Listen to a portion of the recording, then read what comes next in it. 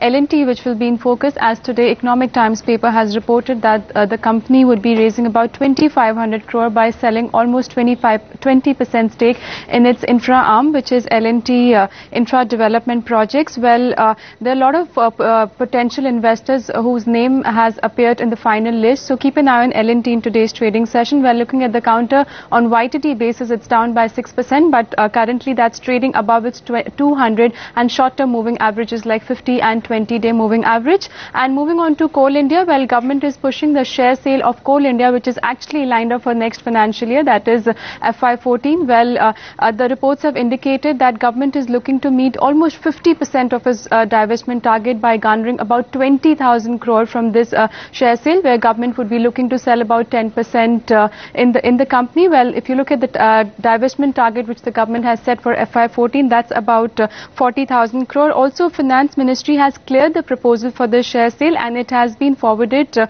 the cabinet for further approval. So keep an eye on Coal India. We're looking at the counter. It's not done that well on if you look at the 1-year return, the stock is down by 10% and the stock currently trades below all its key moving averages. So Coal India will be in focus. Moving on to Bharti Airtel, well, another negative news coming in there for the company. Remember, last week there was a penalty to the tune of about 350 crore which was imposed on the company for the 3G services, whereby company was asked to stop the 3G services in almost 7 regions by Monday. Well, today Economic Times paper has reported that there could be another fresh penalty which could be imposed on the company to the tune of about 500 crore, for which the show cause notice will be sent shortly. So if you look at the total penalty which will be levied on the company would be around 850 crore, and the stock too on Friday was down by over 1%. But if you look at the 6-month return of the stock has performed quite well, up about 21%. Keep an eye on Bharti Airtel. There could be a negative reaction coming on back of this news. And lastly, keep an eye on GMR Infra. Well,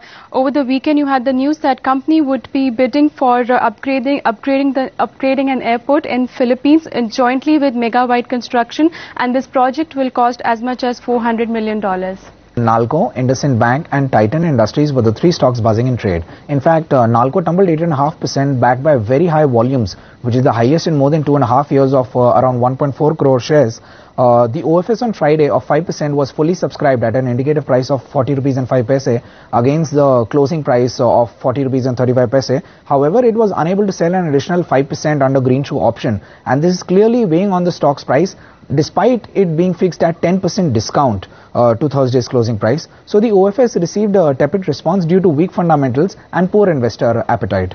Next, IndusInd Bank was down about 2.25%, backed by 4.8 times volume on a 2-week average basis. Now this is the highest volume in 2.25 years, as the Hinduja Group firm Ashok Leyland has pared its stake in a block deal, selling 50 lakh shares in a transaction worth 216 crores, and post this block deal it now holds about 2.5% stake in the bank, down from 3.45%.